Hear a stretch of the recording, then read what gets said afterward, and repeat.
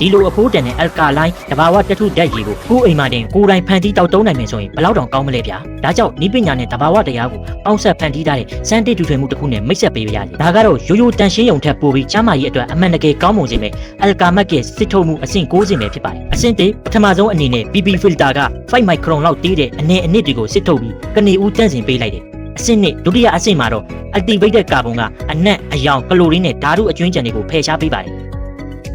အဆင့်3တတိယအဆင့် KDF 55ကတော့အန်ဒီရရှိတဲ့ဓာတုပစ္စည်းတွေနဲ့အကြီးစားတထုတွေကိုထပ်မံစစ်ထုတ်ပေးတာပေါ့အဆင့်4ဒီအဆင့်ကတော့ဒီပစ္စည်းရဲ့အဓိကအစိတ်အပိုင်းပါပဲအယ်ကာမတ်ဘောလို့ခေါ်တဲ့မိုဘိုင်းတဘာဝကြောက်စစ်တွေကရေထဲမှာမက်ဂနီဆီယမ်ကယ်လ်ဆီယမ်နဲ့တထုဓာတ်တွေဖြည့်ဆည်းပေးပါတယ်ရေကိုအယ်ကာလိုင်းဓာတ်ဖြစ်အောင်ပြုပြင်ပေးပြီးခန္ဓာကိုယ်ကအလွယ်တကူစုပ်ယူနိုင်အောင်ရေမော်လီကျူးတွေကိုပါတင်းငယ်စေပါတယ်ဗျ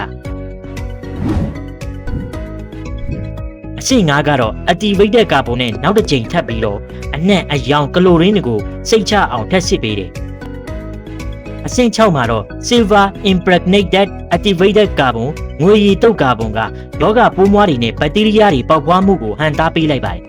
အဆင့်9မှာတော့ခန္ဓာကိုယ်အတွက်အားဖြည့်ဖို့အယ်ကာမတ်ဘောနဲ့ဒုတိယအကြိမ်မက်ဂနီဆီယမ်နဲ့ကယ်လ်ဆီယမ်ဓာတ်တွေကိုထပ်ပြီးတော့ဖြည့်ပေးပါတယ်အဆင့်10မှာတော့ UF membrane က 0.01 micron အထိသေးငယ်လုံးတဲ့ဘက်တီးရီးယားပိုးမွှားတွေကိုပါအသေးအချာစစ်ထုတ်ပြီးပိုးမွှားကြီးထွားမှုကိုတားဆီးပေးပါတယ်အဆင့်9ကတော့နောက်ဆုံးအဆင့်အနေနဲ့ဖြစ်ပြီးတော့ post silver impregnated carbon ကယောဂပိုးမွှားတွေကိုထပ်မံဟန်တားပေးတဲ့အပြင်တောက်တုံးမဲ့ရေရဲ့အရသာကိုပါတဘာဝအတိုင်းဖြစ်အောင်ညှိပေးလိုက်တာပဲဖြစ်ပါတယ်